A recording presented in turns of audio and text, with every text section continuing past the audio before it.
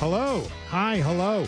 What is that, royalty-free music? Oh, that could only mean we're live streaming on social media while we're also on the radio. You're probably thinking, I don't recognize that song. Yeah, it's a telltale sign we're on. If we're live on the radio, I can play anything I want. I can play Peter Gabriel, I can play Nirvana, I can play Tupac Shakur. But when we live stream on social media, we have to play songs like this. What's that? This song's called Queen of the Rock. By some, it's nobody. It's royalty free. Hi, I'm Kenny Webster. Welcome back. It's Columbus Day for some of us, Indigenous People Day for others. I gotta think, if you're deciding between people who when you're looking at someone that celebrates Indigenous People Day, you know how they vote. When you're looking at somebody that celebrates Columbus Day, it's probably a little more confusing. But at any rate, I do know this. I know that I live in Southeast Texas. I live in a place where there are a lot of Catholic people here, but they're mostly Hispanic. A lot of our listeners in Louisiana are Catholic, and they're actually Italian. And anyway, whether you support Columbus Day or Indigenous People Day, I'm sure we all agree. We don't want to be poisoned by carcinogenic chemicals. There's a place out in the suburbs here of Houston, the Deer Park area, where there's a business called Pemex. Pemex, last week, there was a massive chemical leak right over there in Deer Park. Not the first time that this has happened. This time, 2 fatalities, more than 3 dozen injuries, and an unknown number of health effects from the air quality. I'm generally pro oil and gas. I'm pro energy industry. I'm for it. I'm nuanced enough to understand there's pros and cons to everything. I think oil and gas is good. I think carbon fuel is good. But I'm against pollution. When people are talking about climate change, often people on the left will devolve the conversation into they'll say, well, you're not against pollution. Like pollution? Who said anything about pollution? I'm definitely against pollution. Back in 2019, before the pandemic, it feels like it was so long ago, we barely remember it, we had a new Harris County judge. If you're not from Southeast Texas, or to those of you that listen to us or watch us on social media that are not from Texas, maybe you don't know what a county judge is. It's not like a judicial appointment. It's not a judge in the traditional sense. In Texas, a county judge is sort of like the executive of the county. It's like the mayor of the county. Very important person. And our county judge in Southeast Texas is a teenage communist. Okay, I'm exaggerating a little bit, but her name's Lina Hidalgo, and Lina Hidalgo is sort of got elected by accident. The Beto O'Rourke wave of 2018. So she's brand new in 2019. We didn't know that much about her at the time. And there was a big chemical fire out in the suburbs. So Lina Hidalgo gets on TV, and she makes one of the first times any of us had ever seen her on television. And she's always looking panicked and talking like, oh, I talk like this because I'm Lina Hidalgo and I'm terrified of cameras. And like, they should have really made her take a community college speech class before they had her stand in front of millions of people and deliver important life-threatening information. But at any rate, she came out and she told us after this big fire out in Deer Park at the time, everything's fine. The air quality is fine. It's okay. Don't worry about it. And, she's a progressive Democrat, so we figure she must be telling us the truth, because if there's one thing progressive Democrats love to do, it's take a crap on corporate America and in industry and oil and gas and that sort of thing, right? Lo and behold, some local journalist gets in his car, drives out to Deer Park, and he goes to the air quality testing facility, because it turns out there is one. And he asks the person in charge of the facility if it's true that the air is safe. And the guy says, oh, I have no idea. And the journalist said, what do you mean you have no idea? As it turns out, the air quality testing facility had been offline for like a month. I don't remember how long. It's arbitrary. It hadn't been working for a while. My point is, now the same problem seems to be happening again, and you can't blame people for wondering if they could trust local elected officials. Because like a lot of you, I don't want to get cancer from just walking around outside. So here to help us answer that question is a local attorney, Mr. Chad Pinkerton. Chad, generally attorneys are not people we turn to for trustworthy knowledge. But fair enough. But you're not. You don't have a horse in this race, do you? You've won lawsuits against these guys in the past, but on this particular issue, are you personally involved in it right now? What's going on? Well, I mean, I'm personally involved in to the extent that I do have some people within the community and workers that have reached out to my law firm to represent them. So I will be involved in the lawsuit that's going to be moving forward probably in the next few weeks. But I think I'm pretty unbiased on the issue. I don't like pollution either. I think pollution is bad. I think the public officials that lie to the public is a bad thing. I think corporations that don't take care of the safety of the community and their workers is a bad thing. I don't think anybody can really disagree with those things. So I can be unbiased to that extent, but I am a personal injury lawyer. So I'm going to side on the side of the people. Okay, I get it. It's what you do for a living. So grain of salt on all this one. I just want people to know what they're dealing with here. You seem like a very smart guy. You went to University of Houston. You're a conservative. You're a God-loving American. You're not a communist. You're not against industry. You want people to have jobs. You want us to have access to life-sustaining energy, right? 100%. I agree with what you just said. Although I do sue chemical companies and refineries often, I am pro oil and gas. I am from Texas. I was born and raised here, so oil and gas is important to our state. And I think that you can do it safer. And when accidents happen, you're responsible for those accidents. If you pollute a community, you're responsible for that. But I'm not for you not making money as a corporation in the oil and gas field. I want that to be good for Texas. It is interesting to me that the same people that'll tell you climate change is real, oil and gas is evil, but we shouldn't put any restraints on China, and we should produce all of our goods and services there. All of our products should come from a country where they're building new coal-burning power plants every single day. We haven't built one in decades. They're building them as we speak. Yeah, it seems a little bit unfair, but I mean, don't get me into the climate change conversation. I mean, that's all political. I mean, sure, that is nonsense. political. Sure, yeah. It's all political. It's a reason to restrict Americans and tax Americans, and none of that is important to Americans right now. But I mean, there are some people that believe in climate change and it's going to flood or we're going to burn up or whatever. It's not going to happen in our lifetimes or the next generation or the next generation or the next generation.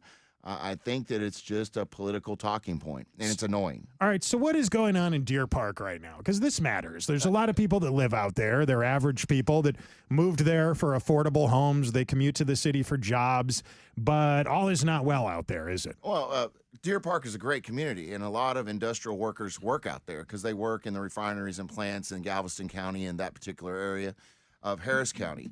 Hardworking individuals. They want to raise their families in peace. They want to send their kids to good schools. They want to live in a home and live the American dream. Hardworking guys and gals that work 12-hour shifts, 7 to 14 days in a row. Okay, so these are good people. But what they do deserve is an environment to live in. Right. You can't just pollute their environment and expect them to just be like, okay, that's fine. I chose to live in Deer Park, so you can poison me. And a lot of that does go on in that industry. And this particular incident was at Pemex, which is a Mexican-based company, and they had a release. That happens in the oil and gas industry. Process safety is very important. You got to keep your safety guidelines in check. You got to follow the rules and the procedures to make sure this doesn't happen. This particular release was a dangerous chemical compound, hydrogen sulfide, and when released in a large quantity, in a small area, it's deadly. Like, people lose their consciousness, they die. And 2 people did die in this particular incident. 35 other workers were triaged and sent to the hospital. Members of the community were harmed, headaches, dizziness, difficulty breathing, those sorts of things. So when this does happen, it's newsworthy because this is a chance to put the company under the microscope for what they actually did and did not do. Yeah. And if you're going to improve safety, you have to use incidents like this to correct behavior. And that's my job. Okay, so generally, something like this shouldn't be political. We all agree. We don't want people to be poisoned to death, right? Sadly, it is political, right? And you expect Republicans to defend these companies. You expect that. That's traditionally what we've come to find. The lobbyists from these companies seem to donate to Republicans. So I can't help but notice a lot of politicians are very quiet about this right now. But what's confusing to me is, where are the Democrats? Isn't this when Democrats are supposed to be criticizing these people?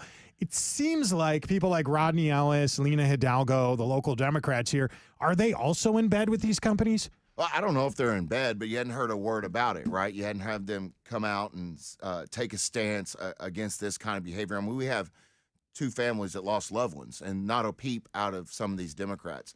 Sometimes I think the Democrats are You know, they got their hand in the kitty too much. Like they want the money, right? Okay.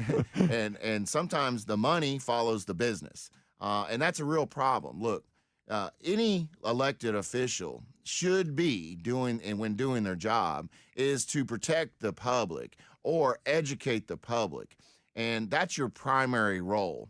And when you're not executing that primary role, in my mind, that's a problem. I don't care if you're a Republican or a Democrat. It's, you know, what's happening too much in our country is we have become numb to the fact that it's okay for politicians to be out for the bottom dollar for themselves. Sure. They're getting rich off the American taxpayer, and that bothers me. I mean, me too. Yeah, that's not capitalism. If somebody goes out and they pay a public official to look the other way while they poison the water or while they light a fire, and then if your hair's falling out, if your skin's turning red, if your livestock and your pets are dying because they're just standing around outside, and someone walks up and goes, well, you just hate capitalism. That's not capitalism. It's clearly supposed to be illegal. You have a right to private property.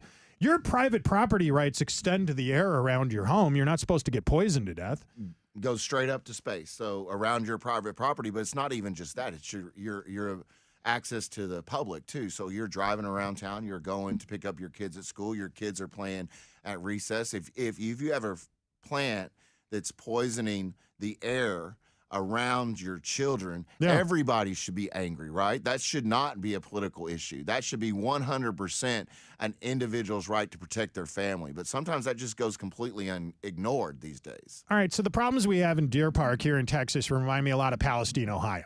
You may recall I do. A little while back, I guess it was at first or second year as the Biden administration, early, his first half. Early on. Yeah. A train derails out in rural Ohio. Right. And they light all the chemicals on fire.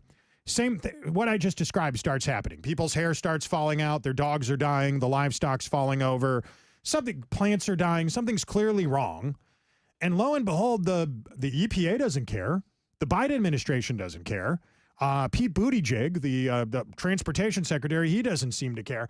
Those are Democrats. And a lot of people at the time thought, okay, well, you know, it's hard for them to care because the people affected by it are all Trump supporters. Did you follow that case? Do you know much about it? I did, and the response by the government in that particular case was horrific, right? They made a decision to extinguish the poisonous chemicals by burning it. Well, that creates a dangerous situation for everybody around that area. They didn't properly evacuate. Then you saw no response in the following weeks and months to cure the problem, and everybody that's been harmed by that, you don't even hear about it anymore. It's hard for those people to bring lawsuits because of some of the federal protections against the companies involved in the federal government. So what you have is a situation where a group of individuals are just left in a disaster zone, and I don't know how that community ever recovers. Right? Yeah. Okay. I get your point there. It's frustrating, right? The good news is people do win these things. Like it's hard to believe this is truly a David versus Goliath situation, but people actually can win these lawsuits. You've won them. I've won many of them, right? I've won many of these exposure type cases. I won one in federal court in Galveston County years back.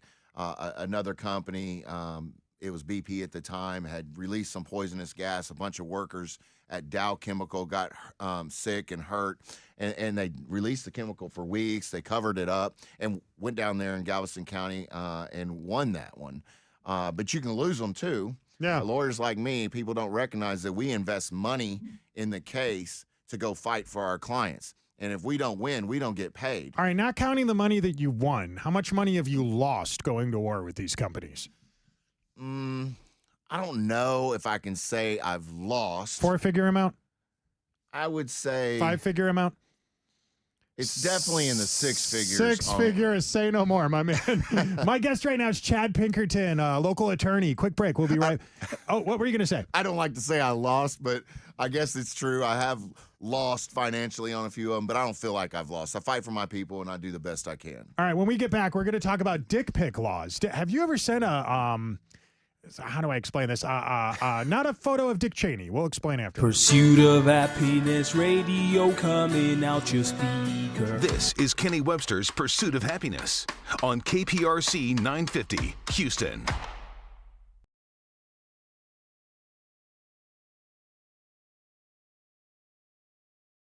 Hey, everybody. You are watching us live streaming on social media. I'm here with Chad Pinkerton, and we are recording segments for this afternoon show. And so this is not the whole show. If you tune into the radio this afternoon, there will be a lot of content that will not be featured in this live stream right now. But he was here at the time, and I wanted to record a little with him. If you have questions for an attorney that takes on big corporations, feel free to ask them in the comment section. Happy to answer them for you. Hang on one second. We'll keep going, and I'm just saving what we just recorded, so we'll keep going in 1 second.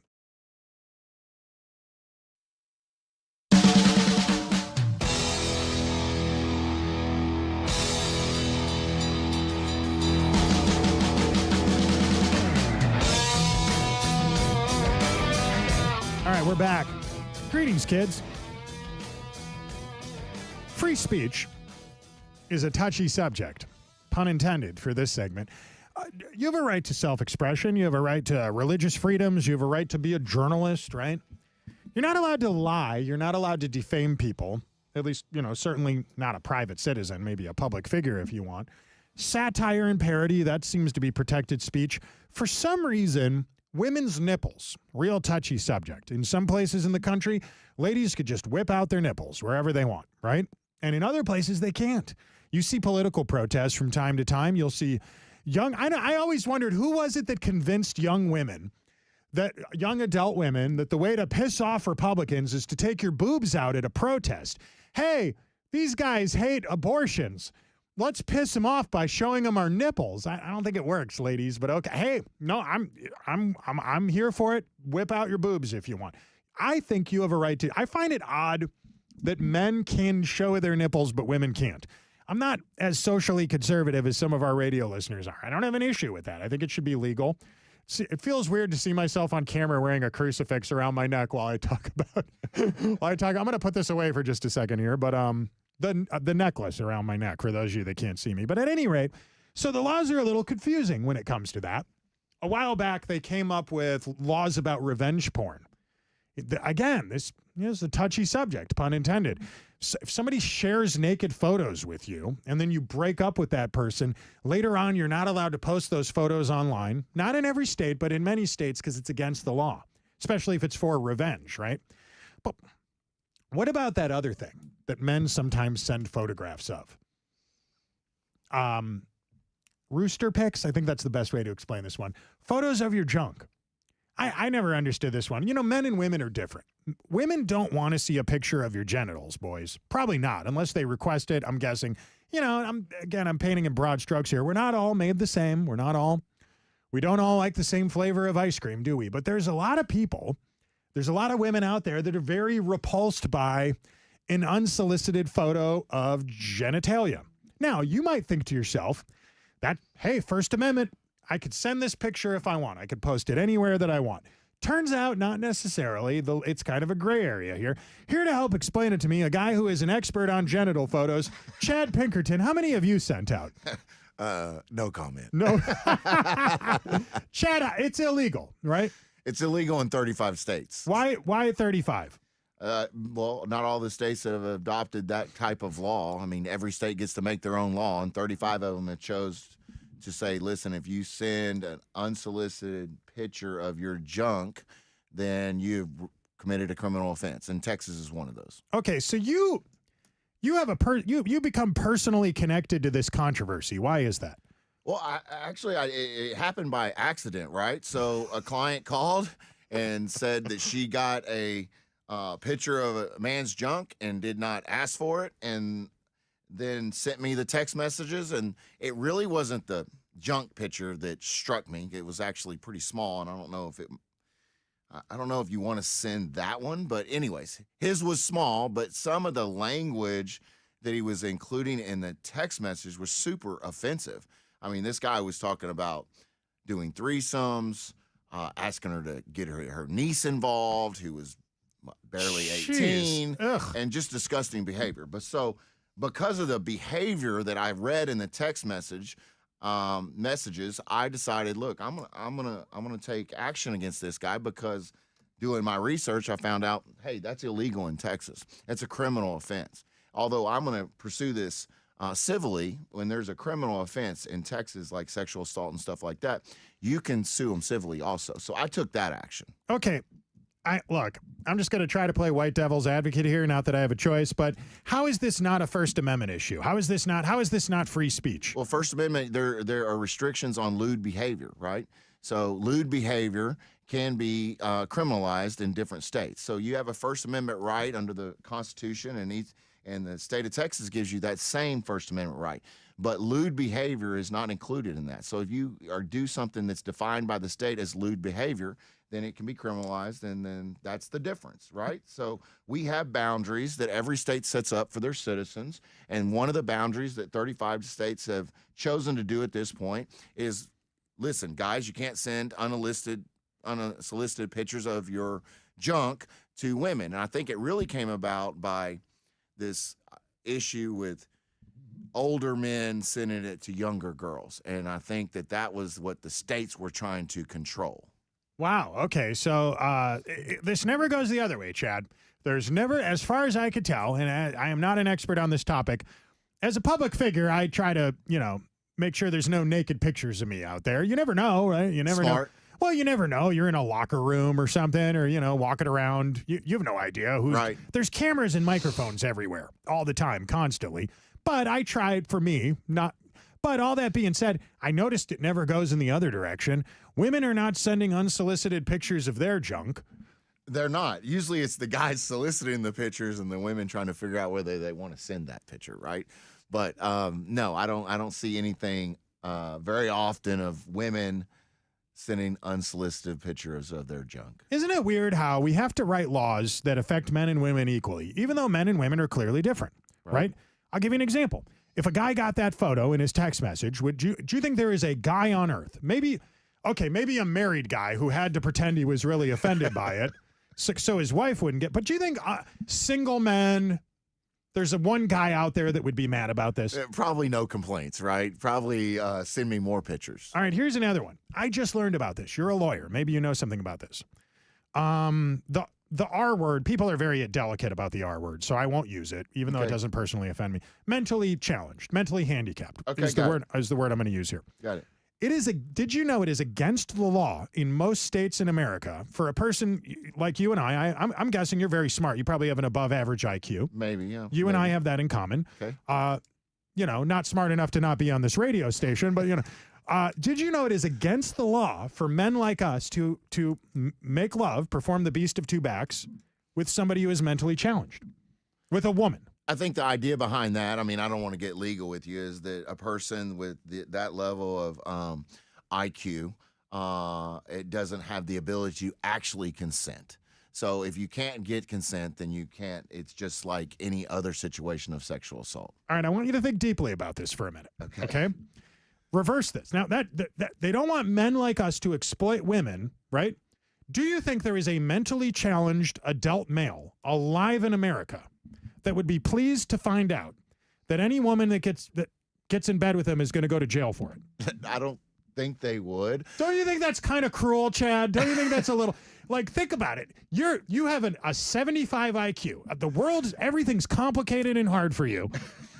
Pun intended. But if you were to go out, if an able-bodied, intelligent woman has sex with you, don't worry, man with mental handicaps. She's definitely going to jail for that. Doesn't that seem kind of cruel, Chad? It does seem very cruel.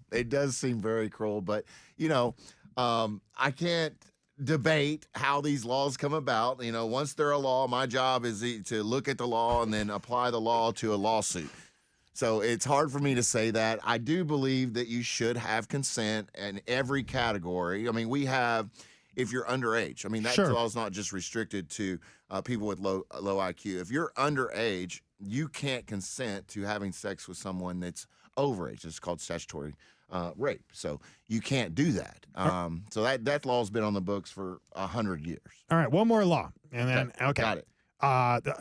Don't you think, considering that men and women are not the same, it's kind of unfair for a guy to put a dress on and join a women's field hockey team or girls field hockey, isn't that kind of unfair? Like, or powerlifting, isn't it kind of unfair for a guy to put a mini skirt on and say, okay, I'm a woman now, I'm going to compete in Olympic powerlifting? So what drives me crazy is we spent decades and decades trying to facilitate female sports. And in the last 3 years, what we see is this destruction of female sports by allowing men, genetic men, to compete against women. It doesn't make any sense. Women should have their own venue to play their sports and compete with other women. And a dude that dresses up like a girl or claims they're transgender and wants to play in the female arena is just ludicrous to me. I don't get it. I don't get how anybody thinks that's fair. There's a big lawsuit going on right now about a male who wanted to play female volleyball in one of the Carolinas. They made it a law that you can't be a genetic male and play volleyball in a female arena. So that male then transferred to California where the laws weren't the same, so he could again play with females. It makes no sense to me, and the fact that we're allowing sports for females to be destroyed like this is unfathomable to me. I don't even know how people excuse it, but it's just annoying. I do think as a man, though, the law about mentally challenged men having any woman that has sex with them get arrested, that bothers me a little more than the female sport thing does. I don't know. I have 3 daughters. Well, so, fair enough. And I don't have any. So I'm kind of dumb. So, hey, Chad Pinkerton, you're a very good lawyer. You're a very nice guy. One last question for you. Columbus Day or Indigenous Peoples Day? Well, Columbus Day. I'm a conservative, but I don't mean any offense to anybody else, but Me it's neither. Columbus Day. I've celebrated Columbus Day for every year I was ever in school as a youth, and I don't see any problem with it. I don't know why we have to tear down people in order to build other people up. I feel the same way. We can have Indigenous People Day tomorrow. We still won't do anything for either holiday, but wear a shirt and post a meme, so what difference does it make? Chad, if people want to hire you, how do they get a hold of you? Just call my law firm, 713-360-6722, or go to my website, chadpinkerton.com. Chad Pinkerton, thank you so much for being here. I'm Kenny Webster. Thank you to everybody that watched us on social media, listened to us on the radio, subscribe to the podcast, click that like button, retweet, share, yada, yada, yada. I love you all. Happy Christopher Columbus Day. Tomorrow, Indigenous People Day.